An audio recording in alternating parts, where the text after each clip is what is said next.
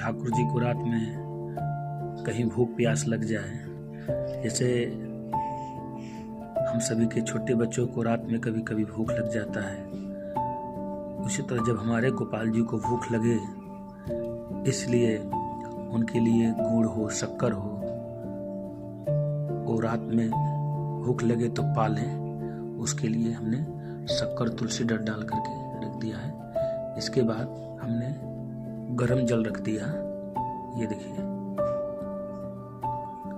साफ कपड़े से ढक देंगे हमने साफ कपड़े से जल और शक्कर का जो भोग लगाया था हमने रख दिया।